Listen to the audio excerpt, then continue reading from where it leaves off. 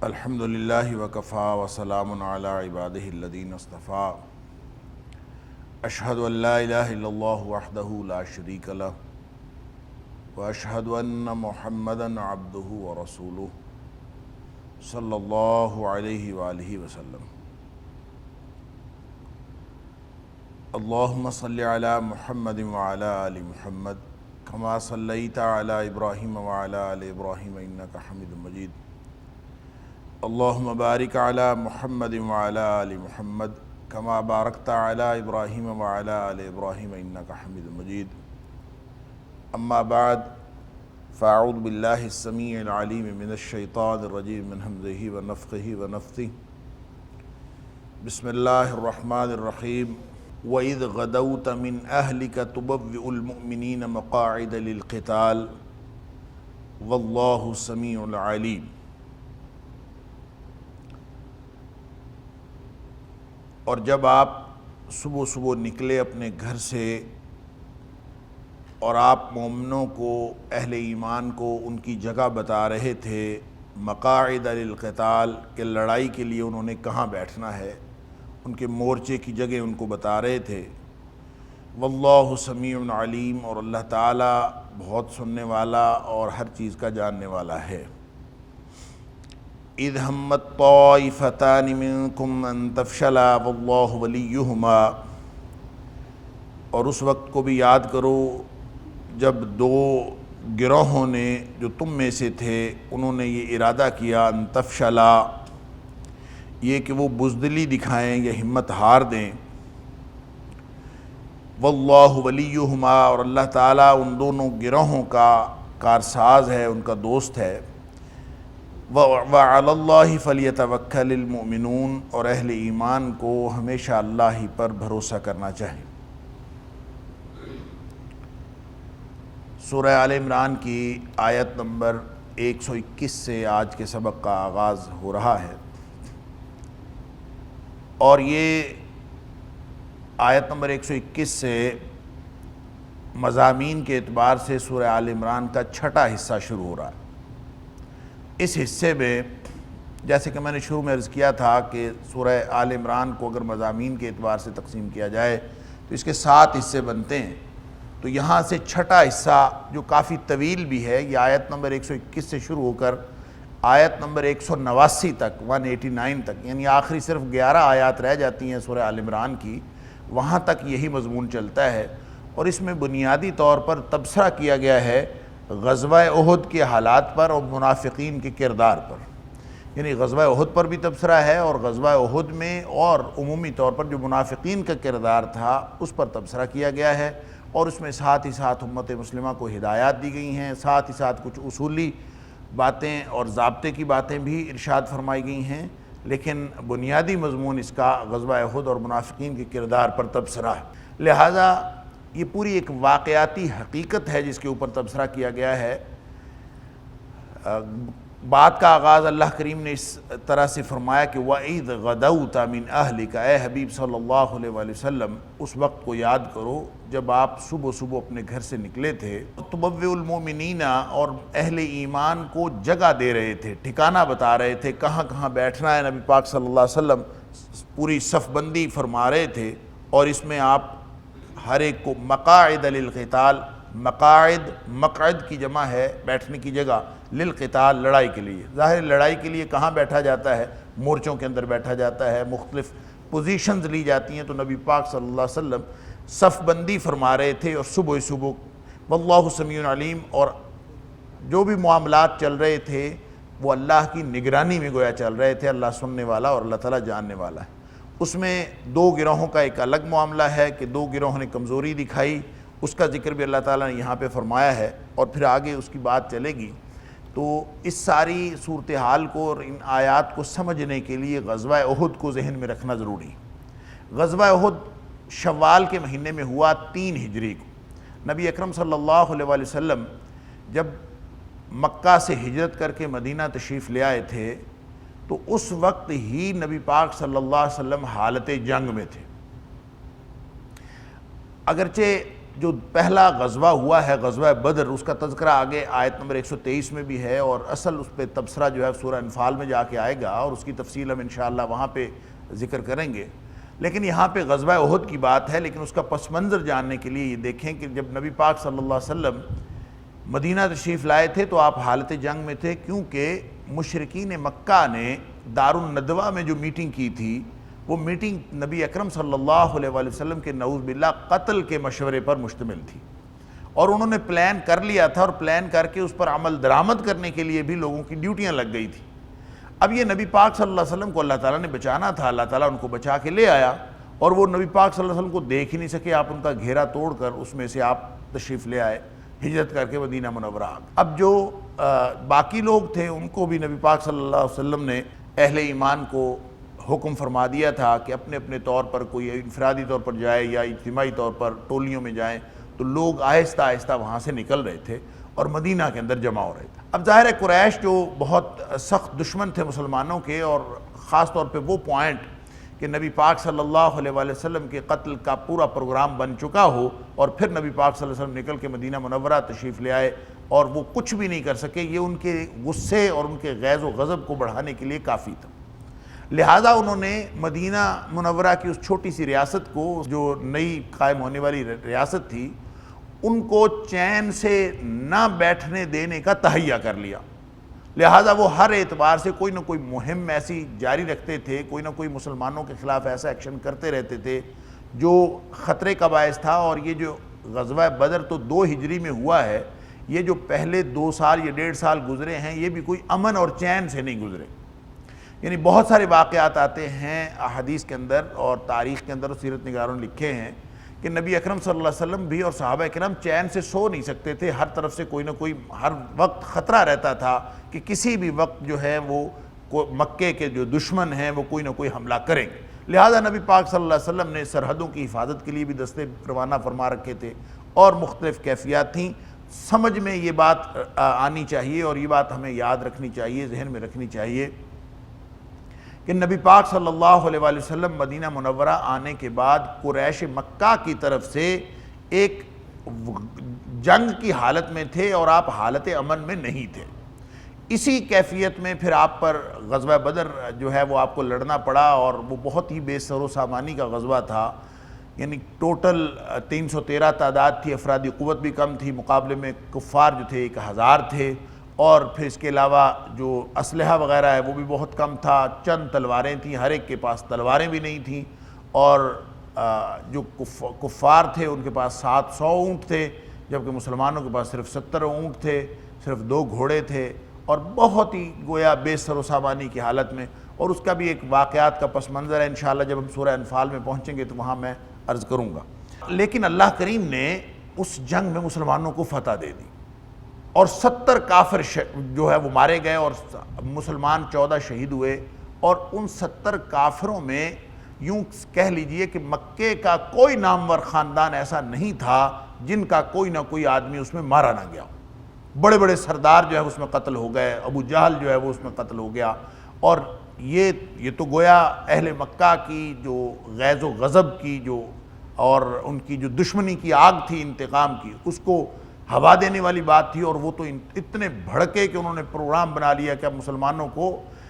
صفحہ ہستی سے مٹا دیں گے، اور ارد گرد کے قبائل کو انہوں نے اکٹھا کیا، اور اپنے طور پر غزوہ بدر کا بدلہ لینے کے لیے انہوں نے 1 سال گزرنے دیا۔ یعنی 1 سال کے اندر تیاری کر کے وہ آن بیٹھے بالکل مدینہ منورہ کے اوپر، احد کے پاس۔ احد پہاڑ جو ہے آج بھی مدینہ کے بالکل ساتھ نظر آتا ہے، اور اس وقت مدینہ کی بستی سے وہ 3 کلومیٹر کے فاصلے پر تھا۔ یعنی آج مسجد نبوی سے اگر اس کو دیکھیں تو وہ 3 کلومیٹر کے فاصلے پر ہے، تو مسجد نبوی کی جو حدود ہے تقریباً اتنی ہی بستی تھی، اس کا صحن ملا کے نبی اکرم صلی اللہ علیہ وسلم کے دور۔ تو یہ بالکل قریب آ کے بیٹھ گئے۔ نبی پاک صلی اللہ علیہ وسلم کو اطلاع ملی کہ وہ تو آگے ہیں، اور 3000 یعنی بدر میں وہ 1000 تھے، اور 1 سال میں انہوں نے اتنی تیاری کی اور پورے لاؤ لشکر کے ساتھ آئے۔ ابو جہل تو مارا گیا تھا، اب ان کا جو سردار تھا وہ ابو سفیان تھا. یہ وہی ابو سفیان ہے جو بعد مسلمان ہو گئے اور جلیل القدر صحابی بنے، لیکن اس وقت وہ دشمن اسلام تھے اور ایک پوری یعنی قوت کے ساتھ وہ مسلمانوں کو اور اس بستی کو ختم کرنے کے لیے وہ آ گئے. اب نبی پاک صلی اللہ علیہ وسلم نے رات کو مشاورت کی کہ کیا کیا جائے، کہ ان کے ساتھ لڑنے کے لیے ایک طریقہ کار تو یہ ہے کہ اپنی بستی میں بیٹھے رہیں آرام سے، اگر وہ ہمارے اوپر حملہ آور ہوں گے بستی کے اوپر تو پھر ہم یہاں سے ان کے خلاف جنگ لڑیں گے، یا پھر دوسرا طریقہ یہ ہے کہ ہم یہاں سے نکل جائیں اور جہاں انہوں نے پڑاؤ کیا ہوا ہے وہاں جا کے لڑے. یہ مشاورت تھی. اب نبی پاک صلی اللہ علیہ وسلم کی اپنی رائے بھی یہ تھی، لیکن آپ نے اس رائے کا اظہار نہیں فرمایا، کیونکہ آپ اگر رائے کا اظہار فرما دیتے تو پھر نبی پاک صلی اللہ علیہ وسلم کا تو حکم ہو جاتا. آپ نے اظہار نہیں فرمایا کہ لیکن آپ کا رجحان یہ تھا کہ مدینہ میں رہ کر لڑا جائے. آپ نے سب سے مشورہ کیا اور رئیس المنافقین عبداللہ بن ابی وہ بھی موجود تھا اور اس نے بھی یہی مشورہ دیا کہ مدینہ میں رہ کر لڑا جائے. لیکن وہ لوگ جو بدر میں شامل نہیں ہو سکے تھے، اور ان میں سے بھی خاص طور پر جو نوجوان لوگ قسم کے لوگ تھے، جو شیلے نوجوان، انہوں نے یہ مشورہ دیا کہ ہم کیوں بیٹھے رہیں، ہمیں تو شہادت کا موقع مل رہا ہے تو ہم باہر نکل کے لڑیں، زیادہ سے زیادہ شہید ہوں گے تو شہادت ہی تو ہمارا مقصد ہے، تو ہم آگے چلیں اور جا کے وہیں جہاں وہ انہوں نے پڑاؤ کیا ہوا ہے وہیں جا کے لڑیں. نبی کریم صلی اللہ علیہ وسلم ان کی باتیں سنتے رہے. پھر آپ اپنے حجرہ عائشہ میں یعنی نبی پاک صلی اللہ علیہ وسلم اپنے گھر تشریف لے گئے اور ہتھیار پہن کے نبی پاک صلی اللہ علیہ وسلم باہر نکلے. آپ نے فرمایا اٹھو نکلو. اب اس کے بعد جن لوگوں نے جوش میں کہا تھا باہر چلیں ہم آگے جا کے لڑیں، وہ بھی تھوڑا سا چپ کیے اور انہوں نے پوچھا نبی پاک صلی اللہ علیہ وسلم سے کہ اگر آپ کا خیال یہ ہے کہ ہم ادھر ہی بیٹھ کے انتظار کریں ان کا تو ہم ایسے کر لیتے ہیں. لیکن اس وقت نبی پاک صلی اللہ علیہ وسلم نے فرمایا کہ اگر اللہ کا نبی ایک دفعہ ہتھیار پہن کے اور ارادہ باندھ لے تو پھر سوائے اللہ کے حکم کے ان کو کوئی چیز نہیں روک سکتی، لہٰذا اب نہیں رکا جا سکتا، اب جائیں. نکل پڑے اور یہ علی الصبح نکلے. نبی پاک صلی اللہ علیہ وسلم فجر کی نماز پڑھنے سے پہلے نکلے. ایک تو رات کے اندھیرے کا فائدہ اٹھانا تھا اور دوسرا نبی پاک صلی اللہ علیہ وسلم کی اپنی حکمت عملی. نماز آپ نے راستے میں پڑھی، فجر کی نماز. کہتے ہیں کہ ایک جگہ جس کا نام شوط تھا وہاں جا کے نبی پاک صلی اللہ علیہ وسلم نے فجر کی نماز پڑھی. فجر کی نماز کے بعد عبداللہ بن ابی جس کے ساتھ 300 لوگ اور بھی تھے، یہ اپنے 300 ساتھیوں کو لے کر اس نے پروگرام یہ بنایا، بہانہ اس نے یہ بنایا کہ میری بات نہیں مانی گئی، میں نے کہا تھا مدینے میں رہ کر لڑیں، آپ لوگوں نے میری بات نہیں مانی، لہٰذا ہم لڑائی کے لیے نہیں جا رہے، خام خواہ جان دینے کا کیا فائدہ ہے، آپ لوگوں نے پروگرام بنایا جان دینے کا اور ہم تو ایسے جان ضائع نہیں کر سکتے، لہٰذا ہم تو واپس جائیں. لہٰذا وہ 300 لوگوں کو لے کے واپس چلا گیا. اب یہ موقع تھا کہ مسلمانوں کے اندر بڑی بددلی پھیلی، خاص طور پہ دو گروہ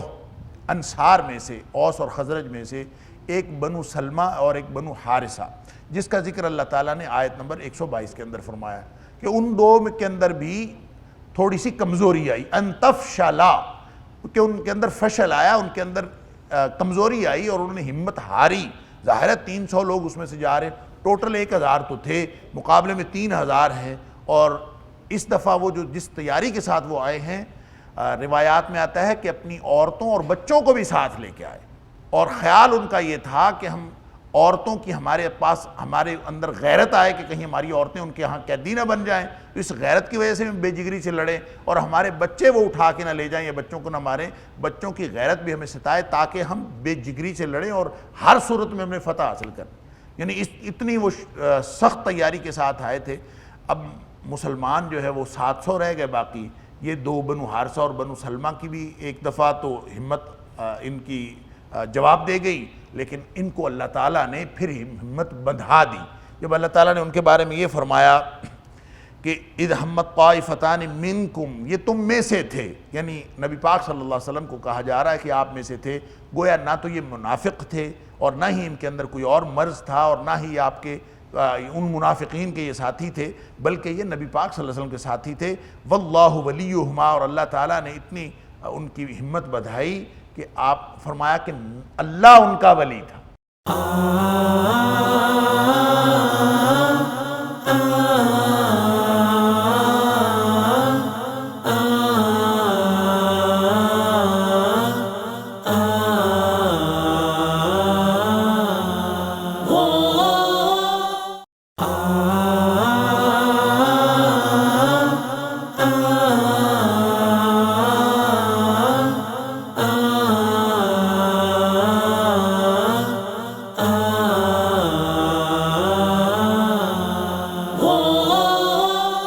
اللہ ان کا دوست تھا، لہٰذا ان کی ہمت بن گئی اور پھر انہوں نے ارادہ ترک کر دیا، وَعَلَى اللَّهِ فَلْيَتَوَكَّلِ الْمُؤْمِنُونَ، اہل ایمان کو اللہ ہی پر توکل کرنا چاہیے۔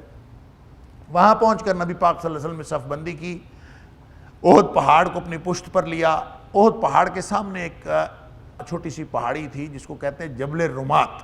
جس کا بعد میں نام رکھا گیا جبل رمات۔ اس پہاڑی کے اوپر نبی پاک صلی اللہ علیہ وسلم نے 50 تیر اندازوں کا ایک دستہ کھڑا کر دیا عبداللہ بن جبیر رضی اللہ تعالی عنہ کی قیادت میں، اور ان کو حکم یہ دیا کہ تم لوگوں نے فتح ہو یا شکست ہو یہاں سے ہلنا نہیں اور یہیں رہنا، بلکہ نبی پاک صلی اللہ علیہ وسلم نے فرمایا کہ اگر جنگ ختم ہو جائے اور تمہیں پتہ چلے کہ ہمیں شکست ہو گئی ہے اور کوے ہماری لاشوں کو نوچ رہے ہوں، تم نے پھر بھی جگہ نہیں چھوڑ، یعنی اتنی سخت تاکید تھی نبی پاک صلی اللہ علیہ وسلم نے فرمایا کہ اگر ہماری لاشوں کو کوے اور چیلے نوچ رہے ہوں تو بھی تم نے یہ جگہ نہیں چھوڑنی۔ اب جب اللہ تعالیٰ نے فتح عطا فرما دی، اب جب فتح ہوئی تو لوگ جو تھے مال غنیمت جو وہ لوٹنے لگے اور اکٹھا کرنے لگے، دشمن کی فوج میدان چھوڑ کر بھاگ گئی اور وہ نکل گئے۔ تو اس موقع پر ان میں اختلاف ہو گیا، جو 50 تیر اندازوں کا دستہ وہاں پہ موجود تھا۔ اختلاف اس لیے ہوا کہ نبی پاک صلی اللہ علیہ وسلم نے تاکید میں جو زیادہ الفاظ فرمائے تھے نا، وہ شکست کی صورت میں تھے۔ آپ نے فرمایا تھا کہ چاہے کوے اور چیلیں ہماری لاشیں نوچیں، تم نے اترنا نہیں ہے۔ تو وہ آپس میں اختلاف یہ ہوا کہ نبی پاک صلی اللہ علیہ وسلم نے زیادہ تاکید شکست کی صورت میں فرمائی تھی، اب تو اللہ نے فتح عطا فرمائی ہے، تو فتح کی صورت میں وہ اتنی سختی نہیں ہے، لہٰذا ہمیں بھی اتر کے مال غنیمت اکٹھا کرنے میں ان کی مدد کرنی چاہیے۔ اس پر عبداللہ بن جبیر رضی اللہ تعالیٰ وہ نہیں مانے اور یہ آپس میں اختلاف ہوا۔ بالآخر 40 کے قریب لوگ، بعض روایات میں آتا ہے 35 لوگ اتر گئے، بعض روایات میں آتا ہے 40 لوگ اتر گئے، اور وہ جا کے ان کے ساتھ، اور اوپر صرف 10 لوگ رہ گئے یا 15 رہ گئے۔ اس وقت خالد بن ولید جو بعد میں سیف من سیوف اللہ بنے، وہ بھی اس وقت دشمنوں کی فوج میں تھے۔ جاتے ہوئے انہوں نے دیکھا بالکل میدان چھوڑتے ہوئے، کیونکہ جو گھوڑ سوار دستہ تھا اس کی قیادت خالد بن ولید کر رہا تھا، تو اس نے جاتے ہوئے بالکل دیکھا کہ وہ پہاڑ سے نیچے اتر رہے ہیں جو جبل رمات پہ 50 تیر انداز تھے، تو بس فوراً ہی اس نے اپنا جو ہے گھوڑوں کا رخ موڑا اور پیچھے سے آ کے مسلمانوں پر حملہ کر دیا۔ یہ پیچھے سے کس پر حملہ کیا؟ یہ عام طور پہ سیرت نگاروں نے لکھا ہے کہ احد پہاڑ کے اوپر سے آ کے حملہ کیا۔ حالانکہ اگر آپ احد پہاڑ کا وہ پورا دیکھیں تو وہ بہت بڑا، اس کا 6 کلومیٹر تو لمبا ہے اور کوئی 3 کلومیٹر چوڑا ہے، اور احد پہاڑ کے اوپر سے اگر چکر لگا کے آئیں تو کافی دیر لگتی ہے۔ تو یہ دیکھتے ہی اس پر حملہ آور ہو جانا، تو بہرحال اس سچویشن کو اگر جا کے آپ وہاں دیکھیں اور اس کا مطالعہ کریں تو بات یہ سمجھ میں آتی ہے، جو سیرت نگاروں نے لکھا ہے کہ احد پہاڑ کا چکر لگا کے آئے، یہ درست محسوس نہیں ہوتی۔ ان کے جو باہر نکلنے کی جگہ، اس میدان سے نکلنے کی جگہ ہے، وہ جبل رمات کے بالکل رائٹ سائڈ پہ ہے، ادھر کو یعنی جبل احد اور جبل رمات کے درمیان سے انہوں نے واپس مکے کی طرف جانا تھا، ادھر سے وہ آئے تھے۔ لیکن جب انہوں نے دیکھا کہ یہ جو تیر انداز ہیں وہ ادھر کو آ گئے ہیں، تو ادھر سے ہی انہوں نے واپسی لے لی، یعنی ادھر چکر جو کاٹا تھا وہ جبل رمات کا ہی تھا، جبل احد کا چکر نہیں کاٹا کہ پیچھے سے آ کے وہ حملہ آور ہوا، ایسا نہیں ہوا۔ ہو سکتا ہے ایسا ہوا ہو، بہرحال سیرت نگاروں نے ایسا لکھا ہے۔ میں نے بھی وہاں جا کے سچویشن کو سمجھنے کی کوشش کی ہے، جو مجھے اندازہ ہوا وہ یہی کہ یہ جبل احد کا چکر کاٹ کے نہیں بلکہ ادھر سے ہی چکر کاٹ کے وہ واپس آ گئے۔ بہرحال مسلمان جو تھے اس وقت بالکل اپنی فتح کو گویا مکمل کر رہے تھے، مال غنیمت اکٹھا کرتے ہوئے۔ تو اس دوران جو ہے اچانک حملہ ہونا مسلمانوں کے اوپر، یہ اس سے مسلمانوں کے قدم اکھڑ گئے اور شہادتیں بھی زیادہ ہو گئیں، کو 70 کے قریب مسلمان شہید ہو گئے۔ نبی پاک صلی اللہ علیہ وسلم خود زخمی ہو گئے۔ نبی پاک صلی اللہ علیہ وسلم کی آہنی خود جو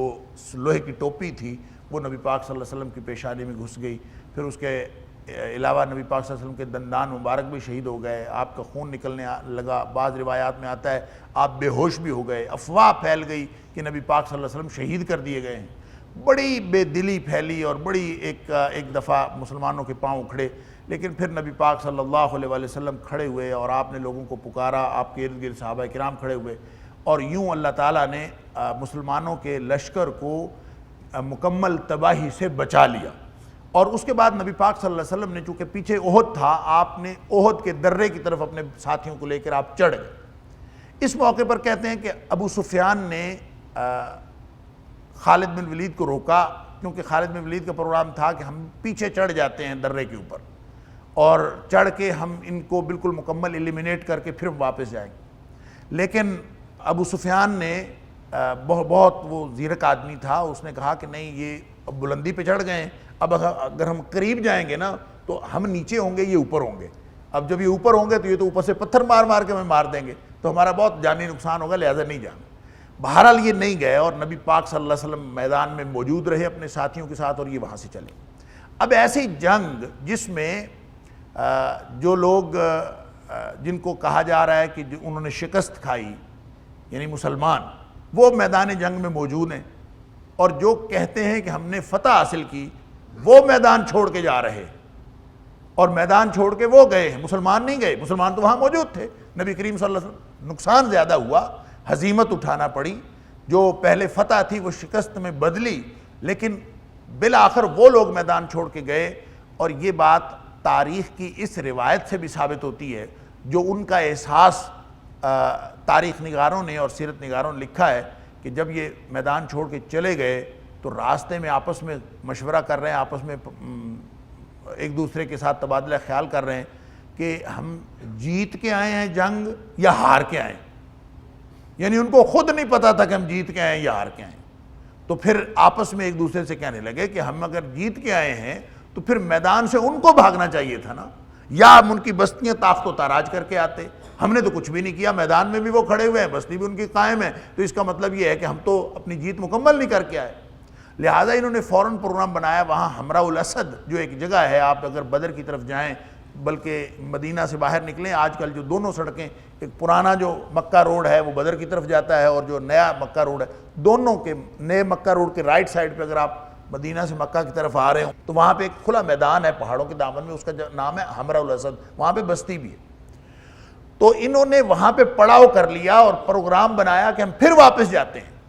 اور اپنی فتح کو مکمل کر کے آتے ہیں۔ تو جب نبی پاک صلی اللہ علیہ وسلم احد کے میدان سے اپنے شہداء کو دفنا کے واپس آئے تھے تو نبی پاک صلی اللہ علیہ وسلم نے بھی ہتھیار اتارے نہیں تھے، اسلحہ اتارا نہیں تھا۔ اللہ تعالیٰ نے بذریعہ وحی بتا دیا کہ وہ لوگ تو وہاں پہ پھر جمع ہو رہے ہیں، اور نبی پاک صلی اللہ علیہ وسلم نے اپنے صحابہ سے کہا کہ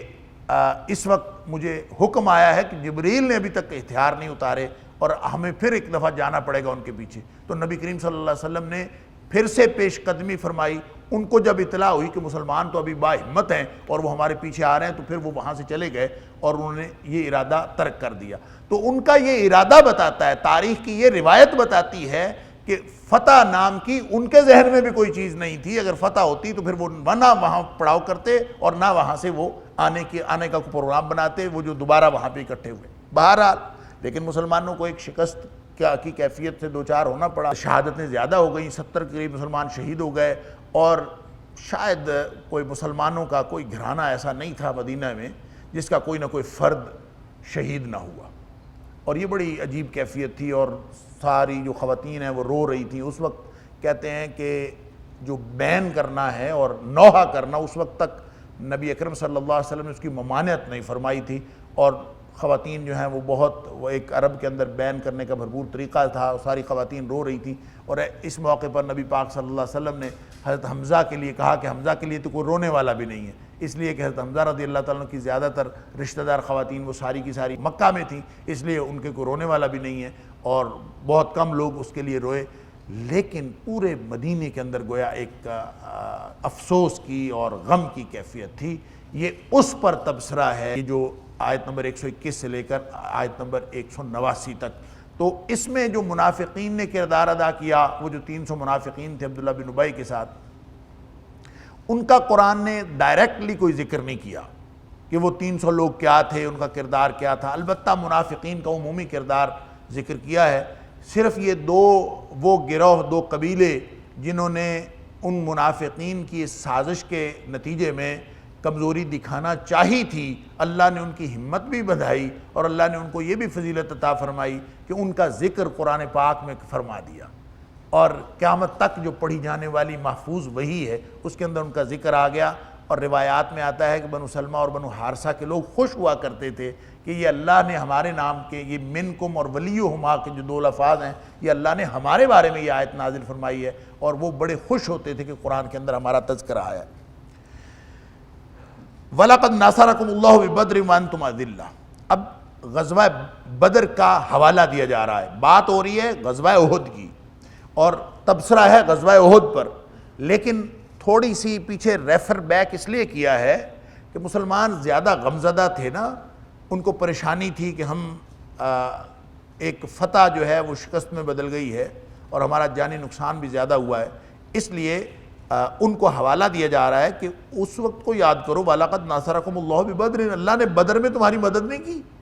وَلَقَدْ نَصَرَكُمُ اللَّهُ بِبَدْرٍ، اور یقیناً اللہ نے مدد کی ہے تمہاری بِبَدْرٍ، بدر میں، وَأَنْتُمْ أَذِلَّةٌ، اور وہ حالات بھی تمہارے ایسے تھے کہ تم بہت کمزور تھے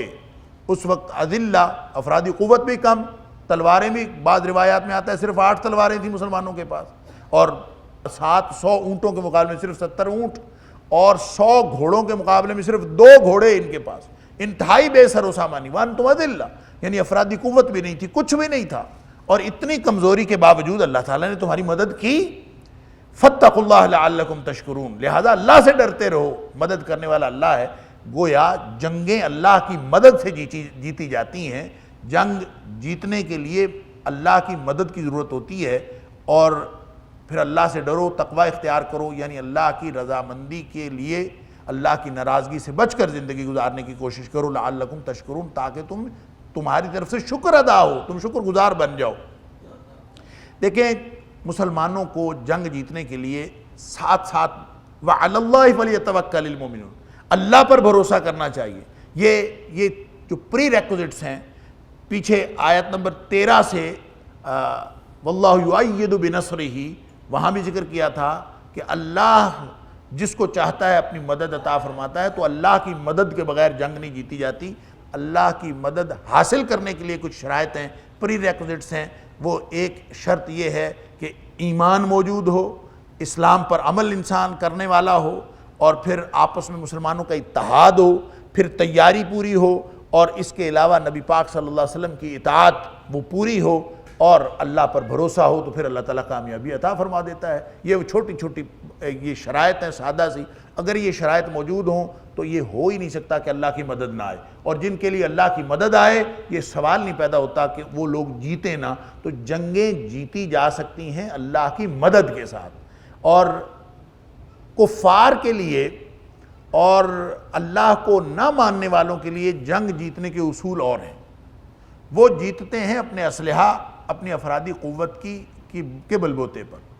مسلمان جنگ جیتتے ہیں اللہ کی مدد کے بلبوتے پر۔ وَعَلَى اللَّهِ فَلْيَتَوَكَّلِ الْمُؤْمِنُونَ، کہ مومنوں کو تو اللہ پر بھروسہ کرنا چاہیے، باقی لوگ جو ہیں وہ جس چیز پر بھروسہ کرتے ہیں کرتے رہیں، لیکن اہل ایمان کا بھروسہ بنتا نہیں ہے مادی وسائل کے اوپر، یہ بھروسہ کفار ہی کرتے ہیں۔ وہ جو اقبال نے کہا تھا کہ کافر ہے تو شمشیر پہ کرتا ہے بھروسہ، مومن ہے تو بے تیغ بھی لڑتا ہے سپاہی۔ البتہ تیاری کے حوالے سے سورہ انفال میں اللہ تعالیٰ نے تیاری کا ایک نصاب بتایا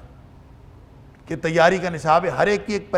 ایمان کی اپنی ایک کیفیت ہے، اسلام جو ہے اس کی اپنی حدود ہیں، اسی طرح جو ہے اتحاد سارے مسلمانوں کا باہمی قلبی طور پر بھی اور عملی طور پر بھی اتحاد ہونا چاہیے، اور تیاری کیسی ہونی چاہیے اس کی بھی ایک اپنی ایک نصاب اللہ کریم نے بتایا ہے۔ پہلے تو اللہ تعالیٰ نے فرمایا تھا کہ اگر دشمن تم سے 10 گنا بڑا ہو نا، سورہ انفال میں فرمایا کہ دشمن اگر تم سے 10 گنا بڑا ہو، 1 اور 10 کی ریشو ہو، تو یعنی تم 200 ہو وہ 2000 ہے، تو تیاری مکمل ہے، اس کے بعد لڑائی شروع کر دینی چاہیے۔ پھر فرمایا کہ اب اللہ نے تمہارے اوپر تخفیف کر دی ہے، اور تخفیف کر کے اللہ تعالیٰ نے نصاب ذرا چھوٹا کر دیا، 1 اور 10 تو خاصی بڑی ریشو تھی، اب فرمایا کہ اگر دگنا دشمن ہو، 1 اور 2 کی ریشو ہو، تم 100 ہو، تمہارا دشمن جو ہے وہ 200 افرادی قوت رکھتا ہے، تو گویا اہل ایمان کی تیاری مکمل ہے۔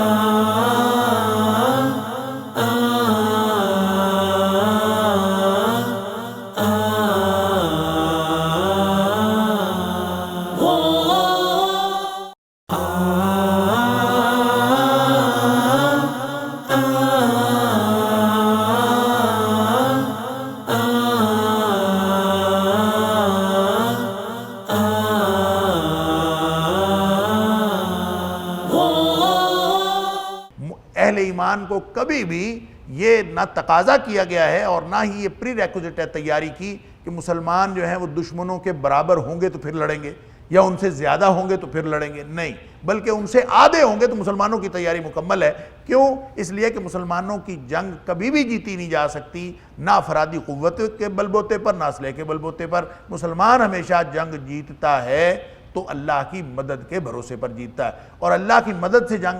آپ پوری تاریخ دیکھ لیں مسلمانوں کی جتنی بھی جنگیں ہوئی ہیں تاریخ اسلامی میں آج تک، ایک بھی جنگ مسلمانوں نے ایسی نہیں جیتی کہ مسلمان افرادی قوت میں یا اسلحے میں زیادہ ہوں اور پھر انہوں نے جنگ جیتی۔ جہاں کہیں یہ زیادہ ہوئے ہیں، ان کو دل میں خیال آیا بھی ہے، تو کوئی نہ کوئی ایسی صورتحال پیدا ہوئی ہے کہ مسلمانوں کو اللہ ہی پر بھروسہ کرنا پڑا۔ مثال کے طور پر آپ غزوہ طائف کی بات دیکھ لیں، یعنی غزوہ فتح مکہ کے بعد مسلمان 12,000 کی تعداد میں اب مسلمان جو ہیں وہ طائف گئے، اور اب تو مسلمانوں کو یوں تھا کہ ایک بڑا لشکر ہمارے پاس ہے، اور سب سے پہلے یعنی فتح مکہ میں 10,000 مسلمان تھے، تو اب طائف میں بنو حوازن و ثقیف سے لڑنے کے لیے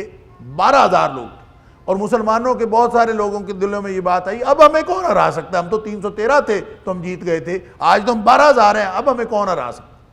وہاں بھی پھر ایک تھپڑ پڑا جب انہوں نے بنو حوازن اور بنو ثقیف و بنو غطفان کے تیر اندازوں نے تیر برسائے تو ایک دم مسلمانوں کے پاؤں اکھڑ گئے۔ تو اللہ تعالیٰ نے مسلمانوں کو ہلایا اور سمجھایا کہ جنگ جو ہے وہ افرادی قوت سے نہیں جیتی جاتی، بلکہ جنگ اللہ کی مدد سے جیتی جاتی، لہٰذا اللہ کی مدد کے لیے جو پری ریکوزٹس ہیں، جو بنیادی شرائط ہیں، وہ پوری کرنی چاہیے۔ اچھا، بدر کا ذکر کرنے کے فوراً بعد اگلی آیت میں فرمایا اذ تقول للمؤمنین، یہ وہ وقت تھا جب اے حبیب صلی اللہ علیہ وسلم آپ اہل ایمان سے یہ فرما رہے تھے الن یکفیکم، کیا یہ تمہیں کافی نہیں ہے، ان یمدکم ربکم، یہ کہ تمہارا رب تمہاری مدد کرے، بثلاثۃ آلاف من الملائکۃ منزلین، 3,000 فرشتوں کے ساتھ، منزلین اتارے ہوئے، یعنی اللہ تعالیٰ 3,000 اتارے ہوئے فرشتوں کے ساتھ تمہاری مدد کرے، کیا یہ تمہیں کافی نہیں؟ یہ نبی کریم صلی اللہ علیہ وسلم فرما رہے تھے۔ یہ کب فرما رہے تھے؟ آگے بھی ذکر ہے 5,000 کا۔ یہ کون سا موقع ہے جب نبی پاک صلی اللہ علیہ وسلم فرما رہے تھے؟ پیچھے ذکر ہے بدر کا، اور بدر کے تذکرے کے فوراً بعد یہ ذکر ہے، لہٰذا یہ اذ کا جو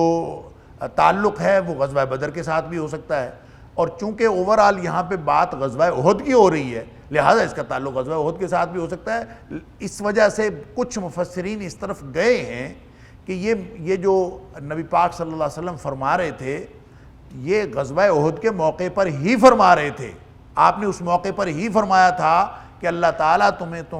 3,000 فرشتوں کے ساتھ تمہاری مدد کرے گا، تو یہ مسلمانوں کا حوصلہ بڑھانے کے لیے نبی پاک صلی اللہ علیہ وسلم نے غزوہ احد کی بات کی تھی۔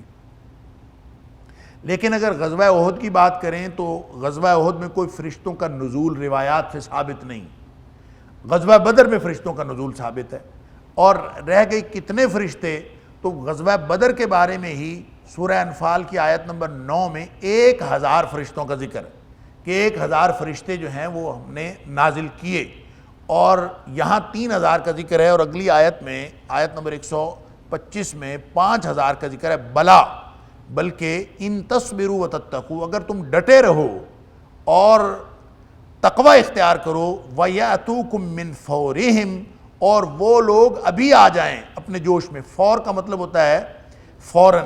فارا یفورو کا مطلب ہوتا ہے کوئی چیز جو جوش مارتی ہے اور پھوٹ پڑتی ہے فوراً، تو من فورہم جیسے ہم اردو میں بھی مستعمل ہے فوراً، فوراً کا مطلب ہوتا ہے جلدی، فوراً، تو جو چیز جلدی سے وقوع پذیر ہو جائے یا پھر جوش مار کے پھوٹ پڑے اس کو کہتے ہیں فور، جیسا کہ سورہ ہود کے اندر آتا ہے حضرت نوح علیہ السلام نے جب بنائی کشتی تو فارت تنور، جو تنور تھا وہ ابل پڑا، وہاں سے ایک دم جوش مار کے چشمہ ابل پڑا۔ اسی طرح سورہ ملک کے اندر ہے اذا القوا فیہا سمعوا لہا شہیقا وہی تفور، وہاں پہ بھی یہی لفظ ہے، تو جوش مارنے کے، یعنی جب جہنم کے اندر لوگ آئیں گے، لوگوں کو ڈالا جائے گا اور وہ جو جہنم ہے اس کی وہ چنگھاڑ سن رہے ہوں گے، وہی تفور، اور وہ جوش مار رہی ہوگی، لہٰذا یہ من فورہم کا تعلق جوش مارنے اور جلدی کرنے کے ساتھ ہے۔ تو تو اللہ تعالیٰ فرماتے ہیں کہ اگر شرط یہ ہے ان تصبروا وتتقوا، تم ڈٹے رہو اور تقوی اختیار کرو، یعنی اللہ کی ناراضگی سے بچنا اور اللہ کی رضامندی حاصل کرنا، اگر تم یہ طرز عمل اختیار کرو وَيَأْتُوكُم مِّن فَوْرِهِمْ، اور وہ جو دشمن ہے تمہارا وہ ابھی اسی جوش کے ساتھ، جس جوش کے ساتھ وہ آ رہا ہے، وہ تمہارے اوپر حملہ آور بھی ہو جائے اسی طرح، تو من فورہم ھذا، یہ جو ابھی ان کے اوپر جوش ہے اس وقت کی جو کیفیت ہے، وہ اگر حملہ کر دے تو پریشان نہیں ہونا، یمددکم ربکم بخمسۃ آلاف من الملائکۃ مسومین، اللہ تعالیٰ تمہارا رب تمہاری مدد کرے گا بخمسۃ آلاف من الملائکہ، 5000 فرشتوں کے ساتھ، مسومین، اور وہ نشان زدہ فرشتے ہوں گے، یعنی پہچانا جا سکے گا۔ اور وہ جو سورہ انفال میں اللہ تعالیٰ نے فرمایا اذ تستغیثون ربکم، جب تم اپنے رب سے دعائیں کر رہے تھے، التجائیں کر رہے تھے، فاستجاب لکم، اللہ نے تمہاری دعائیں قبول کر لی، اور قبول کرنے کے بعد کیا کیا، انی ممدکم بألف من الملائکۃ مردفین، کہ میں 1000 فرشتے جو پرے باندھے ہوئے لگاتار جو ہے سلسلہ وار آئیں گے ایک دوسرے کے پیچھے پے در پے، میں ان کے ساتھ تمہاری مدد کروں۔ اور روایات میں آتا ہے کہ میدان جنگ میں مسلمانوں کی مدد بدر میں فرشتوں نے کی تھی، لہٰذا محسوس یہ ہوتا ہے، اور جمہور مفسرین کی رائے یہی ہے کہ یہ صرف حوالہ بدر کا دیا جا رہا ہے، تبصرہ تو غزوہ احد پر ہے، بدر کا حوالہ دیا جا رہا ہے کہ جو رب فرشتوں کے ذریعے سے مدد کر سکتا تھا اور کی اس نے بدر میں، کیا وہ احد میں مدد نہیں کر سکتا تھا؟ وہ احد میں بھی مدد کر سکتا تھا۔ یہاں صرف خرابی یہ ہوئی ہے کہ مسلمانوں سے نبی اکرم صلی اللہ علیہ وسلم کے ایک حکم کی عدم اطاعت کا جرم سرزد ہوا ہے۔ اگر نبی پاک صلی اللہ علیہ وسلم کی اطاعت کرتے، وہ بنیادی جو شرائط ہیں کامیابی کی، ان شرائط میں ایک شرط مس ہو گئی، ایک شرط رہ گئی، اور وہ نبی پاک صلی اللہ علیہ وسلم کی اطاعت کی تھی۔ اگر یہ اطاعت کرتے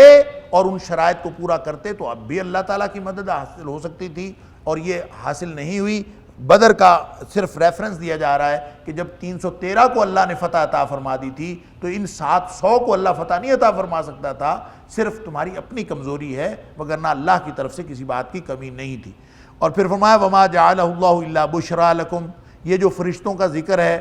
کہ 3000 آئیں گے، 5000 آئیں گے، فرمایا یہ وما جعلہ اللہ، اس کو نہیں بنایا اللہ نے الا بشرا لکم، سوائے اس کے کہ تمہارے لیے خوشخبری ہے، کہ ایک خوشخبری تھی، ایک بشارت تھی، وَلِتَطْمَئِنَّ قُلُوبُكُمْ بِهِ، اور اس لیے کہ تاکہ تمہارے دل مطمئن ہو جائیں کہ ہماری مدد کو فرشتے آئیں گے۔ تو فرشتے نازل نہیں ہوئے، اس سے بہت سارے لوگوں نے لکھا ہے کہ فرشتے نازل نہیں ہوئے، اللہ تعالیٰ نے صرف ایک بشارت دے کے چکے۔ اللہ تعالیٰ نے فرمایا کہ یہ وَمَا جَعَلَهُ اللَّهُ إِلَّا بُشْرَىٰ لَكُمْ، یہ صرف ایک خوشخبری تھی مسلمانوں کا حوصلہ بڑھانے کے لیے، وَلِتَطْمَئِنَّ قُلُوبُكُمْ بِهِ، تاکہ مسلمان جو ہیں وہ ان کے دل مطمئن ہو جائیں کہ اللہ تعالیٰ ہماری مدد کرے گا۔ اور آئے کوئی نہیں فرشتے، لیکن وہ جو 1000 والا سورہ انفال والی آیت ہے، تو اس میں تو اللہ تعالیٰ نے فرمایا کہ میں نے دعا قبول کر لی اور میں نے 1000 فرشتے نازل کیے، تو اس کا مطلب ہے 1000 فرشتے تو نازل ہوئے۔ لہٰذا جمہور مفسرین کی یہی رائے درست محسوس ہوتی ہے، جو کچھ روایات سے بھی بات ثابت ہوتی ہے کہ فرشتے آئے تھے، کہ وعدہ اللہ نے 3000 کا اور 5000 کا کیا تھا، یعنی 3000 کا پہلے وعدہ کیا، پھر اگر اسی جوش میں وہ آئیں۔ ہوا اصل میں یہ تھا کہ غزوہ بدر میں جب وہ لوگ آ رہے تھے، تو جس جوش اور جذبے سے وہ لڑنے کے لیے آ رہے تھے، وہ اسی جوش اور جذبے سے نہیں لڑ سکے۔ روایات میں آتا ہے کہ ان کی آپس میں پھوٹ پڑ گئی تھی، پھر ان میں سے کچھ ایک دستہ جو تھا وہ واپس بھی چلا گیا تھا، پھر ان میں سے بہت سارے سرداروں کی یہ رائے بھی تھی کہ ہم نہ لڑیں اور لڑے بغیر واپس چلے جائیں، ہمارا نقصان ہوگا۔ اور یہ جو ساری کیفیت ہے یہ اس کے خلاف ہے کہ یاتوکم من فورہم ھذا، جو اللہ تعالیٰ نے فرمایا تھا نا اگر وہ اسی جوش سے آ کے لڑیں گے تو پھر ہم 5000 فرشتے نازل کر دیں گے، تو نہ 5000 نازل ہوئے، نہ 3000 نازل ہوئے، نازل 1000 ہوئے ہیں۔ البتہ جو وعدہ تھا اللہ کا وہ 3000 کا تھا عمومی طور پر، اور 5000 کا تھا کہ اگر وہ اسی کیفیت میں جو ابتدائی جوش تھا ان کا اسی طرح آ کر حملہ آور ہوتے تو اللہ تعالیٰ 5000 فرشتے نازل فرماتا۔ تو یہ صرف اہل ایمان کے اطمینان قلب کے لیے تھا، وَمَن نَّصْرُ إِلَّا مِنْ عِنْدِ اللَّهِ الْعَزِيزِ الْحَكِيمِ۔ قانون یہ بتایا جا رہا ہے ومن نصر، فتح تو ہو ہی نہیں سکتی الا من عند اللہ العزیز الحکیم، اللہ کی طرف سے ہوتی ہے فتح، فرشتے نازل ہوں یا نہ ہوں، کوئی چیز، کوئی تمہارے اندر افرادی قوت تمہارے پاس ہو یا نہ ہو، فتح ہے ومن نصر، کوئی فتح نہیں ہے الا من عند اللہ سوائے کہ اللہ کی طرف سے، وہ اللہ العزیز الحکیم جو غلبے والا ہے اور حکمتوں والا ہے، وہ جانتا ہے کس وقت کیا کیفیت برپا کرنی ہے اور کس کو کیا کرنے سے کون سے نتائج حاصل ہوتے ہیں، سب اللہ جانتا ہے، یہ پلاننگ ساری اللہ کی ہے۔ لِيَقْطَعَ طَرَفًا مِّنَ الَّذِينَ كَفَرُوا أَوْ يَكْبِتَهُمْ فَيَنْقَلِبُوا خَائِبِينَ، تاکہ اللہ تعالیٰ ان کے ایک گروہ کو، لِيَقْطَعَ طَرَفًا مِّنَ الَّذِينَ كَفَرُوا، طرف کا مطلب ہوتا ہے ایک پہلو، ایک حصہ، تو لِيَقْطَعَ یہ اللہ تعالیٰ نے سارا معاملہ اس لیے کیا تھا تاکہ کاٹ ڈالے طَرَفًا من الذین کافروا، کافروں کے ایک پہلو کو، یعنی ان کی جماعت کے ایک گروہ کو اللہ تعالیٰ تمہارے ہاتھوں وہ کاٹ ڈالے، او یکبتہم، یا اللہ تعالیٰ ان کو ذلیل و رسوا کرے۔ یکبتہم کہتے ہیں ایسی واپسی، کسی کو ایسا، عربی زبان میں ایک لفظ آپ نے سنا ہوگا کب یکب، کہ کسی کو اوندھا کرنا، الٹا منہ کرنا، اور وہ جو حدیث کے اندر آتا ہے حل یکب الناس علی مناخرہم الا حصائد السنتہم، کہ نبی پاک صلی اللہ علیہ وسلم نے حضرت معاذ رضی اللہ تعالیٰ عنہ کو فرمایا تھا نا جب زبان کے بارے میں کف علیک ھذا، کہ اس زبان کی حفاظت کرنی ہے، یہ پورے دین کا بندوبست ہے، تو حضرت معاذ رضی اللہ تعالیٰ نے پوچھا تھا حیرانگی سے کہ اللہ کے رسول صلی اللہ علیہ وسلم ہم اپنی زبان کی جو باتیں ہم کرتے ہیں اس سے بھی پکڑے جائیں گے؟ تو نبی پاک صلی اللہ علیہ وسلم فرمایا تھا اور کیا چیز ہے جو انسانوں کو اوندھا کر کے جہنم میں پھینکے گی، وہ انسان کی زبان کی کانٹیں ہیں جو لوگوں کو اوندھا کر کے۔ تو یکبو، یہ کعبے تا یکبے تو یہ بھی اسی میں سے ہے کہ اوندھا کر دینا، اوندھا دینا یا الٹا دینا، واپس بھیج دینا۔ تو اسی سے رسوائی کے معنی آئے کہ اگر کوئی بھی شخص آئے تو آپ اس کو ایسی کیفیت میں واپس کریں کہ وہ رسوا ہو کے اور ذلیل ہو کے چلا جائے، تو اس کے لیے لفظ استعمال ہوتا ہے یکبتہم۔ یہ سورہ مجادلہ کے اندر بھی استعمال ہوا ہے الذین کبتوا، کہ وہ لوگ جو رسوا ہوئے اور ذلیل ہوئے، تو ذلت و رسوائی کے لیے تو اللہ تعالیٰ ان کے ایک گروہ کو تو ویسے ہی ختم کرنا چاہتا تھا، تو یہ گروہ کب ختم ہوا ہے؟ بدر میں ختم ہوا ہے۔ اس لیے میں نے عرض کیا کہ جمہور مفسرین کی رائے یہ ہے کہ یہ چند آیات بدر کے ریفرنس میں ہیں جو احد کے تبصرے کے لیے اللہ کریم نے ریفر بیک کیا ہے کہ وہاں تمہارے اوپر اتنی مدد آئی تھی اور تمہارے ساتھ کیا معاملہ ہوا تھا، وہاں اللہ نے چاہا تھا کہ کافروں کا ایک گروہ تو وہاں پہ مارا جائے، ان کو کاٹ دیا جائے، اور باقی لوگ جو ہیں وہ بھی ذلیل و رسوا ہو کے وہاں سے جائیں۔ او یکبتہم، یا اللہ تعالیٰ ان کو ایک گروہ کو ذلیل کرے اور ان کو رسوا کرے، فینقلبوا خائبین، اور پھر وہ واپس لوٹیں اس حالت میں کہ وہ نامراد،